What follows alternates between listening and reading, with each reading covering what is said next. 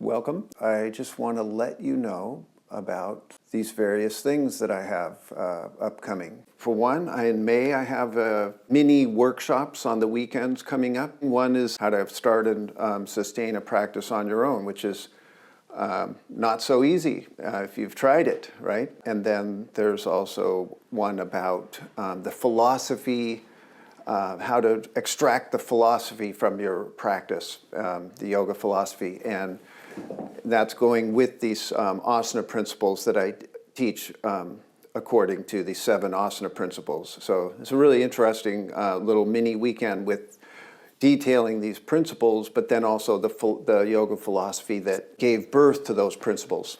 And then I'm also in Europe at the end of May for several stops, and including in London, I'm going to be doing a second series, MYSORE intensive, second series and intro to third. So, and the intro to third is for kind of a wide look at it, at the poses of third. There's some good ones that almost anyone can do that has a regular practice. And then lastly, I have this subscription that is ongoing. It's called the Asana Kitchen subscription, and I put in weekly new editions of short forms and drills and pranayama things, and so if you're interested in that, I'd love to have you join in on that. So anyway, one question somebody asked with Tara,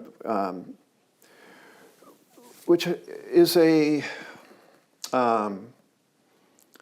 would say it's a lifelong central question of practice. It's like it's not an easy answer, and it just stays with you your whole life and your whole kind of practice world. It has to work with this question, and I call it or I call it different things, but right now I'm thinking of it as a house. So it's your outer house and your inner house, and when you practice, when you step on your mat, that you're attending to your inner house, right? And there's so much to it that, and then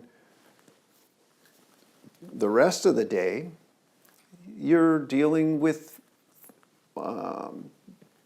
your outer house, your work and your relationships and your children and your parents and all of these things. And so basically Tara, she asked me, see, and what's the funny thing about it to me is that if you think about a spiritual path or spiritual dimension to your life versus a kind of material dimension, and the world it's called in yoga, it's known as Kali Yuga, the 4th age, or there's 4 ages, and they're likened to throws of a dice, like when you gamble. And in the first age, when you throw the dice, your chances of success or like winning are very high. But in every age, it keeps getting worse and worse. And the 4th age that we're in is the worst throw. And so, and what it means is that to have a spiritual life, or the valuing the spiritual ideals and really placing focus and emphasis is not happening, right? So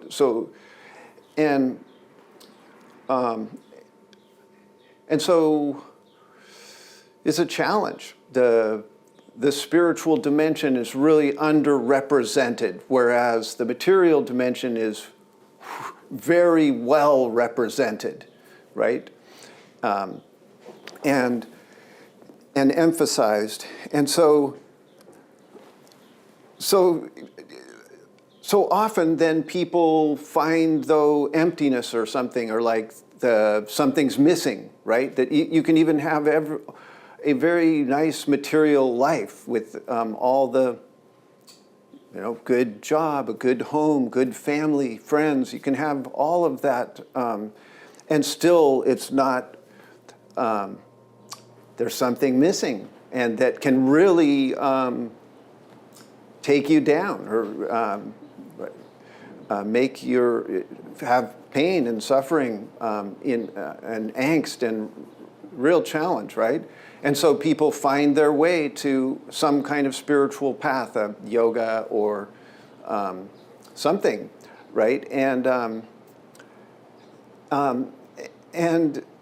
But what's less imaginable, but equally valid, and happens particularly within Ashtanga and like strong spiritual practices or strong disciplines, is that you, it's almost like you over-represent the spiritual part. You become very obsessed with your practice and needing to make sure that it's got all the dimensions. And so like Tara's telling me that like she doesn't have enough time for the asana practice and the pranayama and the chanting and the studying philosophy and then like, and this is a real source of distress, like feeling angry and like a failure, real challenge, right, with this, and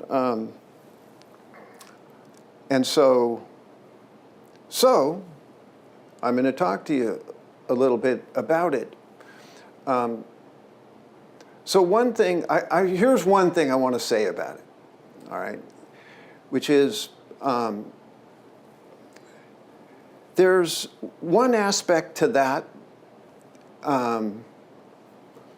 wanting to do it all, right? Like, it's like, in some ways we can fantasize like, I don't know, like a monk, or like you'd have your cave and then you would have time for your asana practice, and then you'd move on to your chanting phase where you pulled out your harmonium for 2 hours, and then your sacred text would be there, and so you'd read your Upanishads and you'd have your journal and you'd write and then you'd also have your kind of it's interesting in those Vipassana retreats, they have, in some ways, it's like the ideal setup. So they have the group hall, right, where everybody can gather and sit together, and there's satsang. And then they have this whole section of individual cells. So you go off by yourself, right? So that's in there too. It's like your kind of individual time of meditation and retreat and solitude, and then you're coming into community and sharing with the spiritual dimension in a collective way. And all right, and so, but this doesn't happen. Not at all, right? You're lucky to get an hour.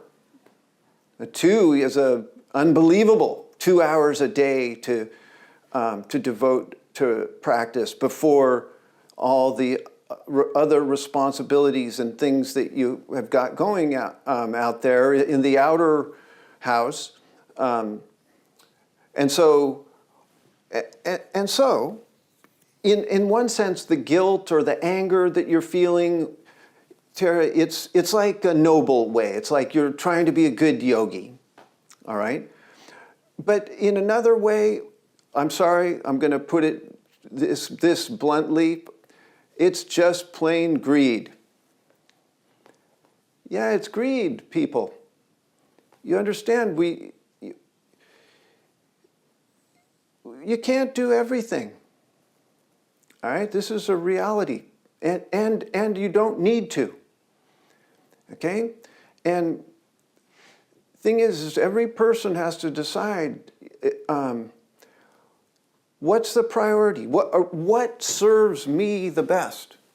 Which aspect of yoga it calls to me the deepest, the most, and makes the biggest difference in my life?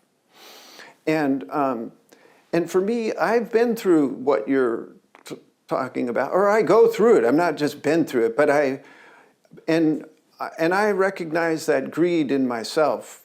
And I have like 2 kirtan albums, and like I went deep into bhakti yoga and playing the harmonium and mantra chanting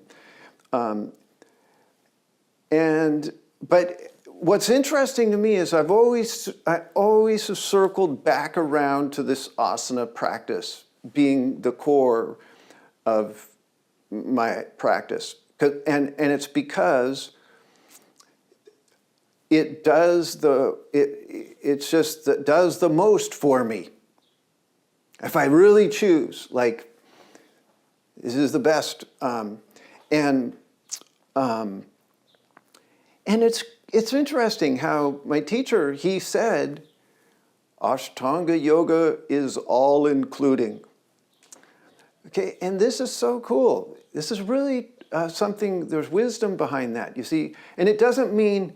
Because usually you hear me talk about that, and I say that it's all including, like asana, pranayama, bandhas, like it has all the hatha yoga components, but it extends beyond that. It has all components.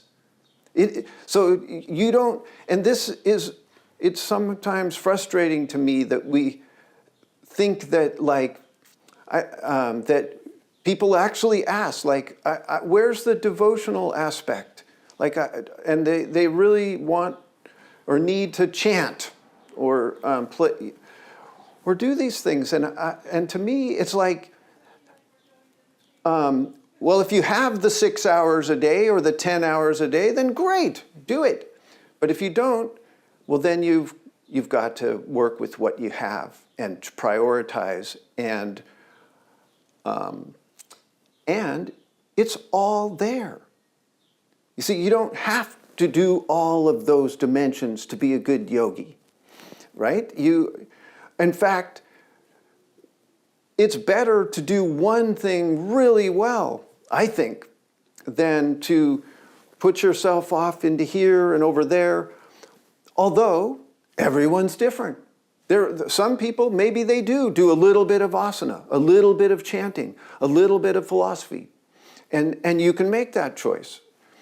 But you can also not do those things and still go all the way with yoga, right? It's not that you have to have a formal Sanskrit study to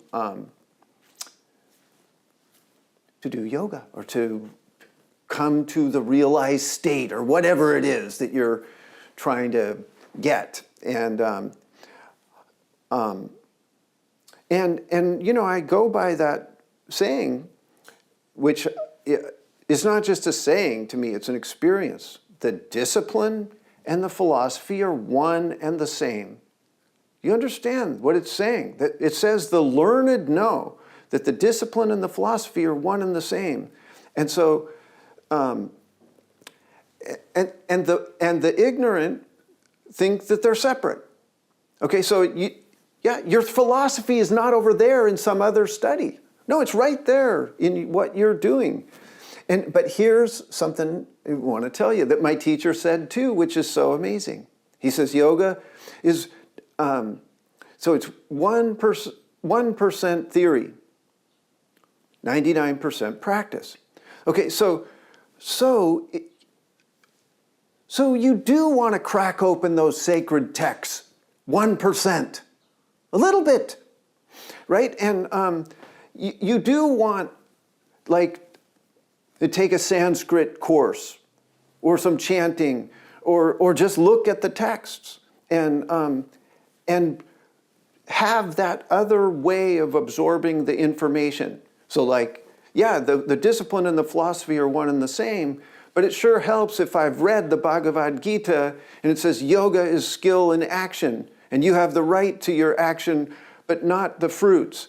So then so skill in action, that's vinyasa. Then I can really apply myself to that with a clear intention and with the knowledge of how it's connected to yoga philosophy, right? And so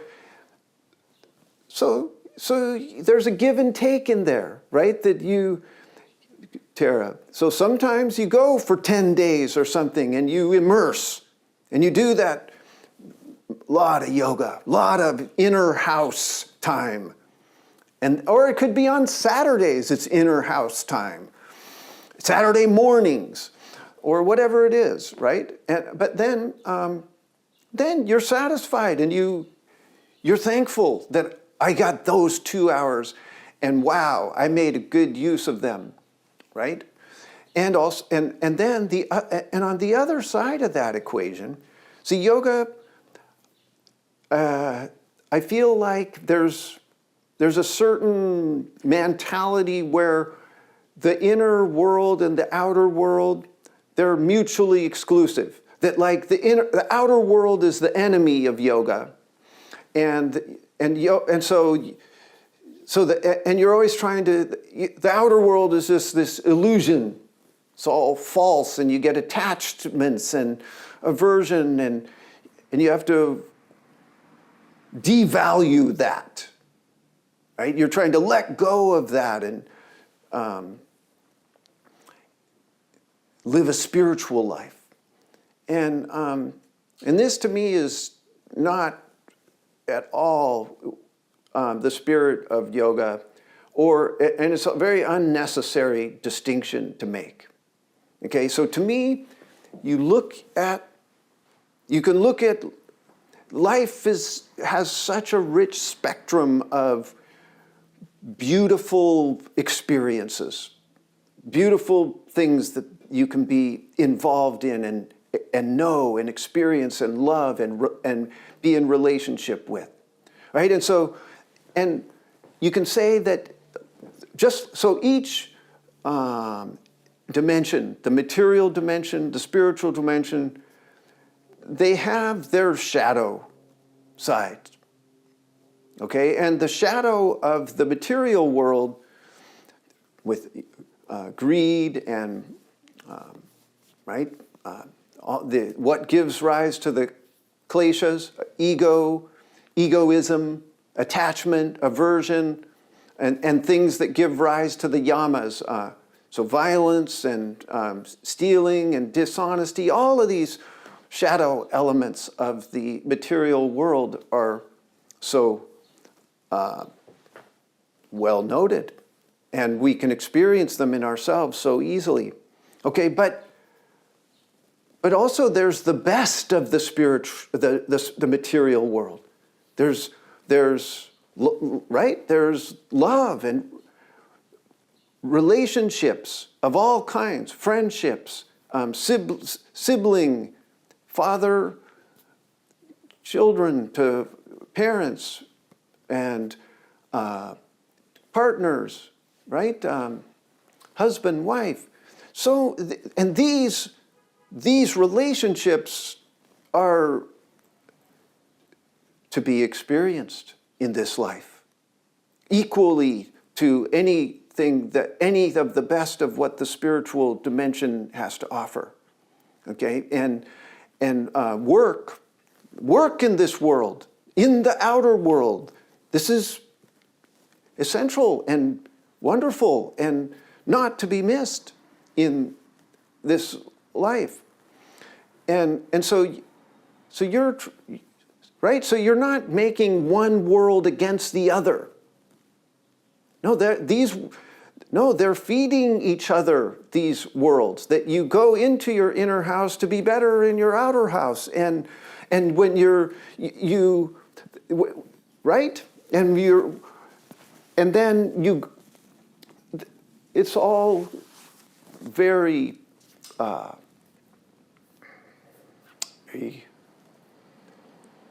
like the ultimate life is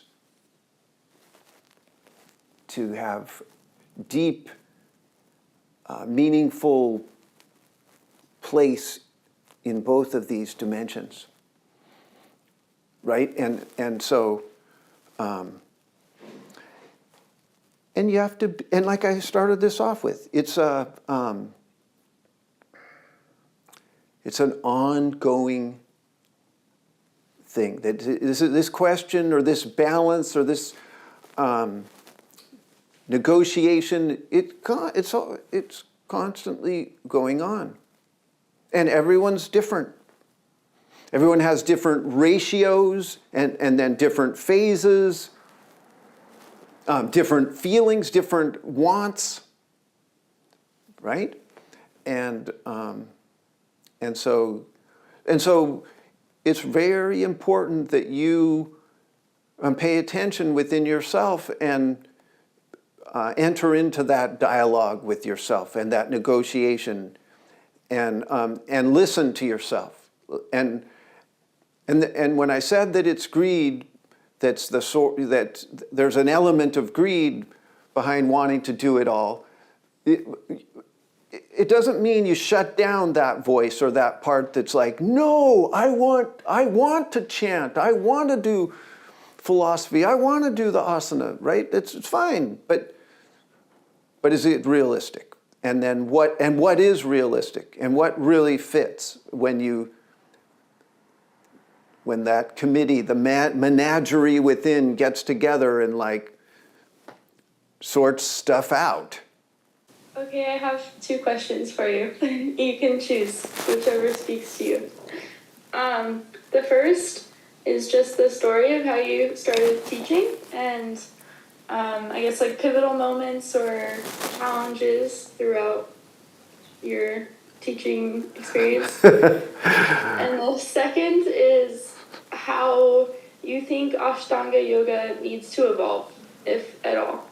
So you guys, I completely cringe when I think of my teaching beginning. Oh my God, I'm blushing.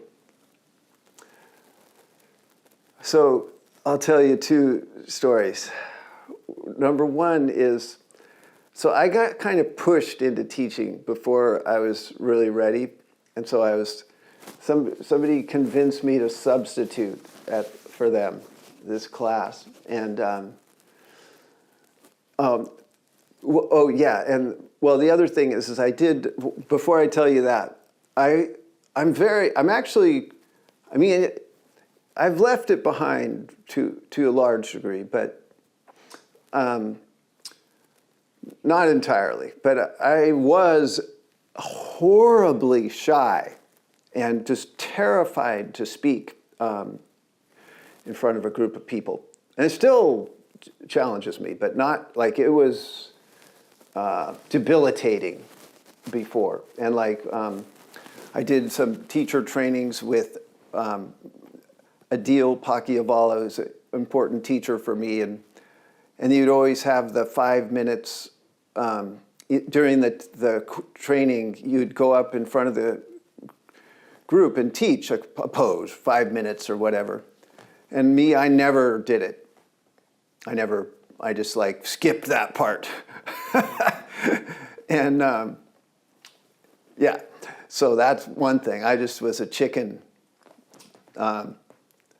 It's funny, sometimes I joke with myself and I go, my name is Scaredy Cat. Scaredy Cat. But so somehow I got convinced to substitute for this women's class. And so she had all these regular students too. And so I don't remember exactly what happened or how this happened, but so we get in there, start doing the class, and somehow I just completely lost it, like 100% lost it. Like I couldn't even talk, and you know, like it's just even hard to go back there. It was so awful, right? Like, and everybody's just sitting there in a yoga class, like going, oh my God. And then also, I do remember this funny thing about teaching. This was a little bit different, but I taught at Outward Bound some when I was younger. And when I was learning, I was an assistant on the rock climbing. And I had this mentor. I loved this guy. He was so cool. He was Tony Contakos, that's his name. He was an old timer at the Outward Bound. And he always had these really meaningful things behind his rock climbing talks. So he's like doing the yoga of rock climbing. And so I got to teach one session early on, and he was watching and everything, you know. And I started off by telling them that something like, yeah, I've only been rock climbing for about a month. And afterwards he was like, yeah, you know, I don't know if that's a good lead-in thing. These guys are there with their ropes and stuff, and the instructor's telling them that, you know. So anyway, and this yoga class, like, that's another thing. It's like, so you're quaking and you're nervous, you don't break character.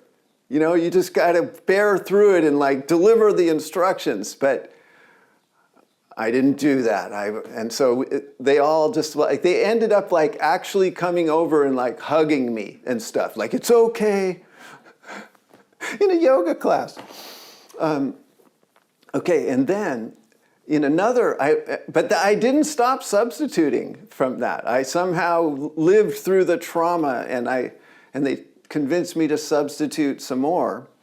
And so I was really into, I had this teacher, Marie Svoboda, that was into the crouch and spring, basically.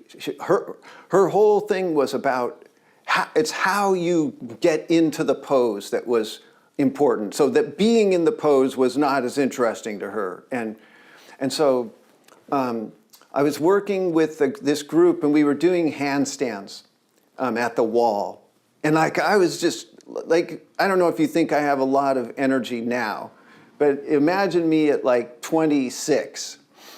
Yeah. So it was just like totally full on, well, yeah. And like, and so this one girl, she was a younger woman. She was a little bit overweight. But she was doing those handstands just like everybody else. And then a couple of weeks later, I did the class again, and she comes back, and she told me she turned purple after that, her face, and she went to the doctor and everything. And she was like, not bummed. She was back for more. But her face turned purple and like stayed that way for a while. And I was just like, oh my God, right? And so these are my beginnings as a yoga teacher. And unfortunately, there are more stories like that. But I mean, none too bad or anything, but it's you have to be quite thankful. Even, it doesn't matter how long you do it too. You have to be so thankful to the students for putting up with you and helping you to learn, because that's what it is. It's a very high-skilled job that, I mean, and some of the skill you can't get it in any other way than teaching, right? And of course, you practice seriously, and you train, and you do your best. But also, Angela, one other thing that I did is I did it somewhat by accident, but somewhat very intentionally. And Yeah, the accidental part was pretty amazing, actually. So in India, when I would go to Mysore, I started studying music there, and there was a duo of teachers, these really awesome young guys that had just come to Mysore, and they were just starting teaching. And I wanted to learn the tabla, right? And so, so I started studying with this tabla teacher, but his friend and the guy, they came together to Mysore, was a singing teacher. Okay, and so I ended up playing tabla, and I would, this guy, he didn't have a lot of discipline, the singer, and I did. So I ended up playing tabla for him for his singing practice. Like I'd go over to his house and wake him up after I did my yoga, and then he would sing and I would play tabla. And like sometimes his friends would come over and he would have to explain in the Kannada, the language, that, see, like if you can, I don't know if you can see me, but I have this finger. It's from skateboarding. It's a distorted. It bends like completely up, like your finger does not do. Okay, and this finger is key. It's called the grip for playing tabla. So basically, if you have this kind of finger, you're screwed for being a tabla player. And so my singing teacher, he got so fed up with my tabla sound because of this finger that he goes, "You're going to learn vocal." He's like, "You vocal now." And I went, "Okay, let's do it." And like, and if you know Indian vocal music, like, I'm not a very good singer, and that was ridiculous that I was going to learn vocal, but I did it, and and I really got into it, and I made a soundproof room for myself, and that room was just big enough for me and a harmonium and a tambura. You couldn't lay down in it or anything. It was like a cell, and but you couldn't hear me, and so I went in there and basically found my voice. Like I overcame my shyness. I didn't ever become a good singer, but I was able to speak in front of a group of people with the full force of my voice. And so I do recommend that if you're going to be a teacher, you make sure you can use your voice. And make a practice that allows you to do it, because you want to be free in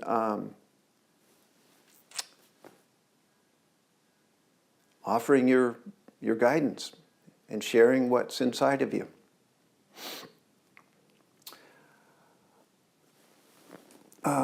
Okay, so there's that. There's a few things. There's more, but a few things. As far as the evolution of Ashtanga, well,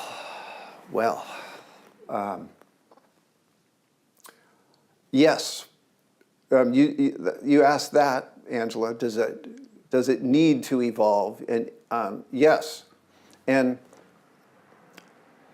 I have been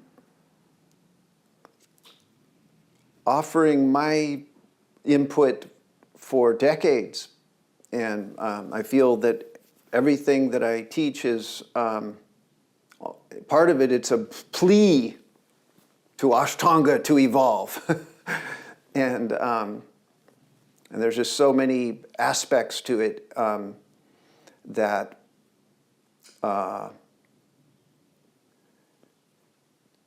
need addressing. And I'll hit on a few of them. Okay.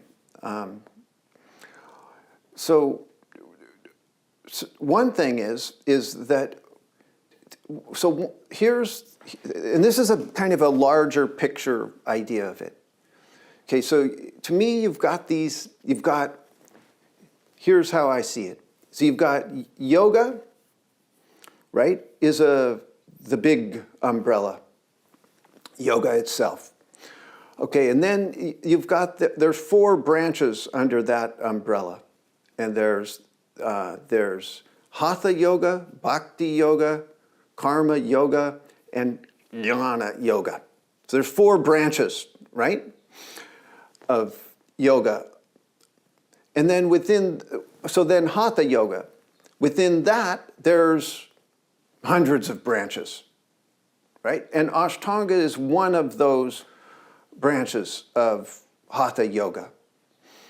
All right? And so what Ashtanga is for is it's not an end of itself.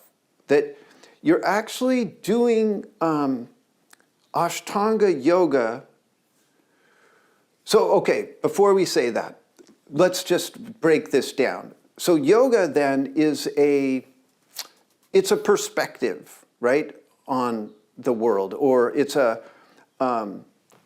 consciousness. It's consciousness in a way, right? And that's all it is. It's this idea that there's a spiritual dimension and a material dimension, and you're trying to learn to identify with that spiritual dimension that is other than the material part. Although we just had that whole conversation how they're interlocked, right? Interconnected. But, okay, and then Hatha yoga is designed to give you the experience of yoga, all right? And what is Hatha yoga?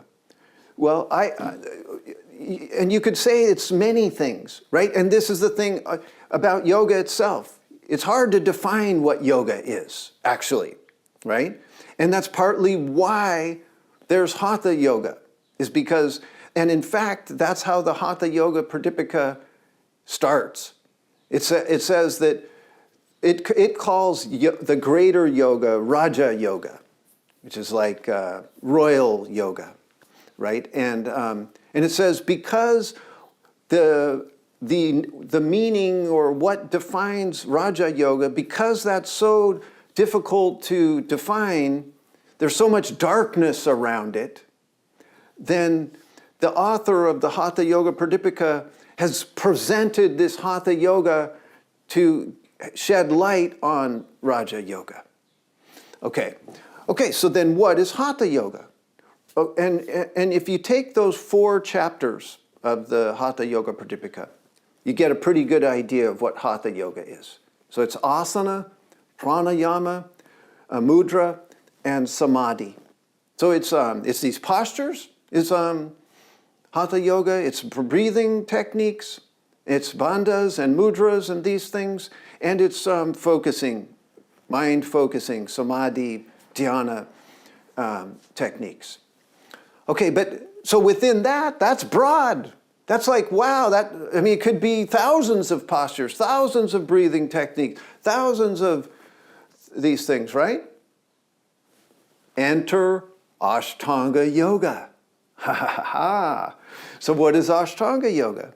Well, Ashtanga is a particular set of asanas, a particular way of approaching pranayama and breathing. And bandhas, all those setup positions, inhale, head up, those are bandha generating positions. And so what you've got then is it gets more and more specific. So because so what Hatha yoga is, that's like, where do I start? And what yoga is like, okay. But Ashtanga yoga, it's like, Surya Namaskara A, come, inhale. Standing poses, first series, finishing poses, right? Okay, but it's like Alan or the Zen, don't mistake the finger pointing at the moon for the moon itself, right? So Ashtanga, its whole purpose, people, is to teach you Hatha yoga. It's to teach you about asanas, pranayamas, mudras, and samadhi. It's not supposed to teach you this set of poses in this order done for your whole life. No. It's supposed to teach you how to this broader category, this more general thing, so that then what your interpretation of asana or pranayama is based on that you learned Ashtanga, but then you set yourself free. You move up the chain. And you benefit from what you learn from Ashtanga greatly. Okay, but then that's not all. Because your asanas, your pranayamas, they're trying to lead you to yoga. And yoga is not postures or pranayama. It's not breath control. It's not being able to do triangle pose per se. All right? So just that mentality right there, Angela, right? It immediately takes you out of this kind of rule-following rigidity that you find in Ashtanga, right? Let me see, somebody's weighed in here. Let me see.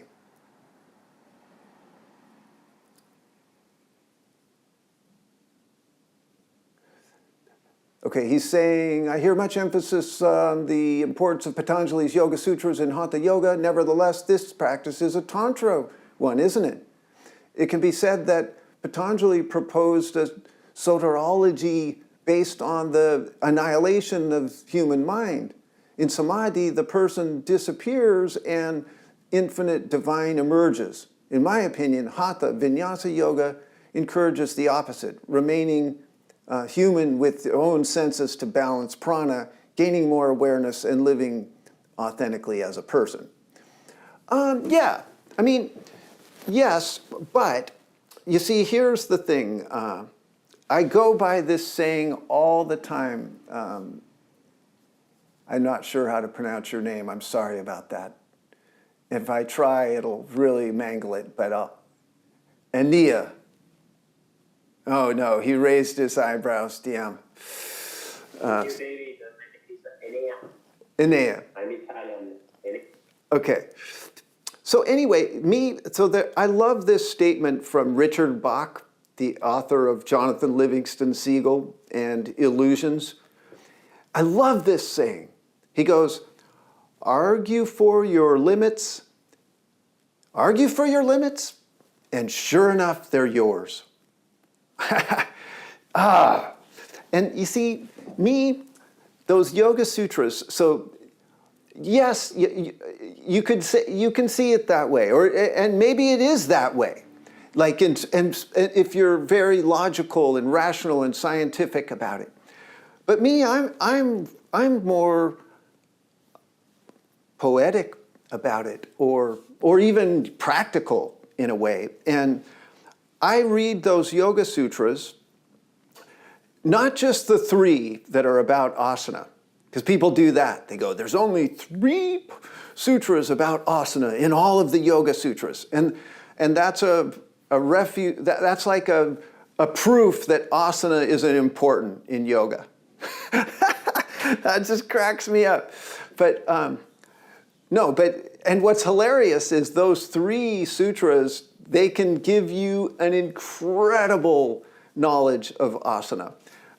But you see, to me, every sutra, every one of the 196 are relevant to practice. You see, and this is the thing that I find as an experiencer of practice, is the Yoga Sutras might be exactly what you said, but when I read them, when I read Sutra 117, and then I go out on my mat and I think about what that thing is saying, it helps me deeply. And there's other sutras, like the one about Bhuta Jaya, the victory or command over the elements, and Indriya Jaya, command over the senses. So me, I'm a selector. I pick and choose. I go in there to the Yoga Sutras as a Hatha Yoga robber. I rob those sutras I mine it for gold, Hatha Yoga gold. And never mind what the Yoga Sutras wants me to kill my mind or transcend thought. Yeah. So anyway, that's a little something. But so in terms of the evolution of Ashtanga, okay, and so you understand, Angela, that what I just told you, though, it sets the stage for all of the evolution that I see. Because, so for instance, because Hatha Yoga itself is a greater category, it's a higher up the chain of evolution, then like doing some students, no one needs to do the primary series as it's written per se, right? So every single student needs to customize. So they might do some of the poses of the primary series. And this is good. This is right. This is not deviating from the system, right? And then the use of props. Again, like modifying and finding suitable versions. These are all essential for the evolution of Ashtanga. And it gets, there's a lot to it, Angela, and you all, because to me, like the jump back, you just take the classic Ashtanga yoga, jump back and jump through vinyasa. Okay, and so that thingamajigger, okay, so people get rigidly stuck on that that's what needs to come between poses and sides of poses. And it has to be like that. You lift up, you jump back, you do upward dog, you do downward dog, you jump through. And to me, that's not in the spirit of the vinyasa of this meta-level thinking that I'm talking about. Because what's a more meta-level is going, okay, in Ashtanga, they're telling you that instead of when you do Janu Shirshasana A, before you do Marichyasana C, say, you do some little thingamajigger. Okay, it doesn't have to be that exact thingamajigger, but it's something that's not just going from this pose to this pose to this pose to this pose. Okay, because that's not vinyasa, right? Whereas many styles, there's nothing in between. You do your pose, and then you do the next pose. But no, not in Ashtanga, no. And so, but what that thingamajigger is, it could be, it's very open-ended. And you could say, at the very least, it has strengthening. It's a strength thing. So you lift up, right? And there's, so you understand what I'm saying, Angela, that this is part of the evolution that needs to happen, is that you go from that template of like, yeah, it's this really set thing. And you want to know that set thing really well, and then interpret it, widen it out, go to a different level of thinking that's not so literal, is more creative and more individualized, has more variety in it, is able to accommodate different circumstances, right? Like injuries or time constraint or genetics or age or all kinds of aptitude, interest level. So many variables are there that need to be accounted for. And you see, here's the thing, why all of this is important, Angela, or one reason, is because what people do is that they either become like these stalwart Ashtangis. I go to MYSORE and I only study with authorized teachers. Or they quit. Okay, and those are not the only two options, you see? And there's a whole spirit of Ashtanga that, so you can be a very loyal, exemplary Ashtanga student and never do primary or second series. Do you understand? It's a mentality. You're trying to extract this certain approach to yoga from that is not dependent on doing a series of poses in a certain order. Okay? That's that.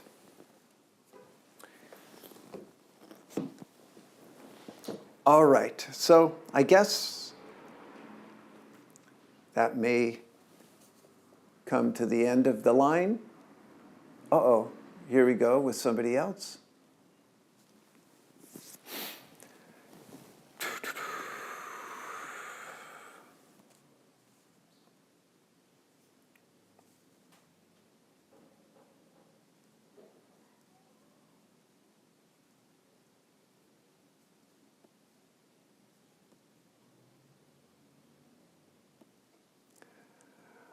Okay, all right. So here, I'm going to read her thing. This will be the last one, though. So it's during my practice, you almost always mention to me a mistake that I make, which is the lack of attention to some things during my transition. So the moment you point it out to me, I managed to connect more deeply and do it better. Okay, so my question is, do you consider that it is just a lack of attention? Because at that moment, I feel like I'm giving 100%, but after your correction, I managed to do it better. You guys, that's a teacher. That's a teacher right there. Right there in a nutshell. Okay, I love that. So if that weren't the case, I wouldn't have a job, Nandini. So she goes, I don't know if it's also a lack of trust, or maybe I can't connect more deep, or maybe I still can't connect more deeply. How can I maintain the attention in each vinyasa throughout my practice? Okay, well, it's just what I said, that a teacher helps you, right? They see what you don't see. And so that's good, but that's not the only answer. So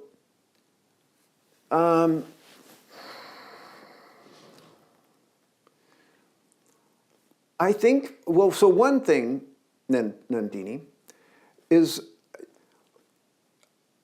I think that, see, here's what's hard about it, is that I do think you're onto it, that there's a common theme to it, but it's really challenging so it's more easy to be instructed and then to find that isolated instance, right? It's like, because I work it through with you in that very transition. Okay, but then there's a certain trickery involved in the yoga, right? Where we keep repeating the same thing over and over again, but it's given a little bit different package or form, right? Because like going into triangle is different than going up into headstand, is different than jumping to Bhujapidasana. But it actually isn't different. That's the thing, is it appears different, but it's not. And so that lapse of attention, or that thing that's not happening, it's happening in other poses, but it's much harder to, it can be hard to transfer that from the individual instance that you've been instructed, or like now you see. But that's what I would do, is just try to start making that connection. It's like, okay, so I understand it here, but so what does that mean for here, for this transition, right? Like what's the little difference in this other transition that's now tricking me, right, into that's the lapse of attention. And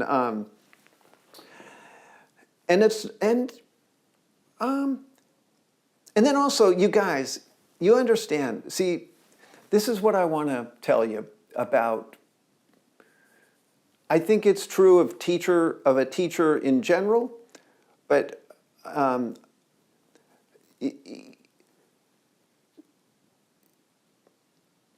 yeah, it's a. See, I always imagine. Here's what I imagine. So I imagine that, and I don't know what you all do. I have no idea, but I imagine that, you know, like some of you come to class 1 to 3 times a week. And that is a perfect ratio to me.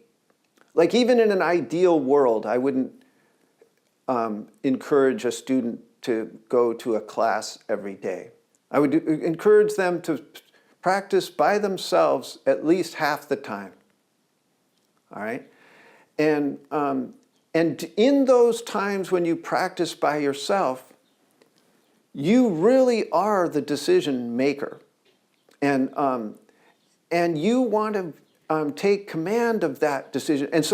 And you're not even, to a certain degree, you're like, oh, David said this, or David told me to do this. But to another degree, a greater degree, you're going, but I see it this way. I want to do it, or I'm called to explore it this way, right? That you fully own your own practice, not the way somebody else told you, but the way you do it, okay? And especially the longer you practice, the more that becomes true. Okay, at first you rely on the teacher more, but as time passes, you explore for yourself more. And then when you come to the class, though, you faithfully work with what the teacher's giving you, you know, and try. And so and it's because the teacher, they do have their own agenda, their own bias, their own kind of subjective place they're coming from. And yeah, and you don't have to 100% take that on.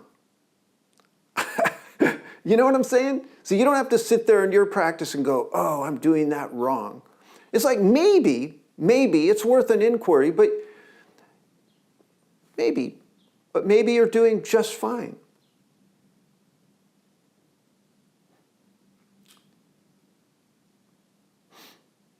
You know, or maybe my emphasis is like, it's good, but it has limits. That's what I'm saying to you. Right? It's not the be-all, end-all. No, what you come up with is the be-all, end-all. Ha ha! Yeah. And of course, any good teacher, right? They're passionate. They're persuasive and emphatic or commanding. But that doesn't mean that when you leave that session or that room, that I expect you to rigidly follow me, right? No. You're now on your own path of discovery. And I'm a guide, and I hope you can use what I've shown you. But yeah. All right, guys. So hope you enjoyed that. I certainly did. And really thank you for joining and giving your attention. And really appreciate you all very, very much. And love that we're sharing this yoga together.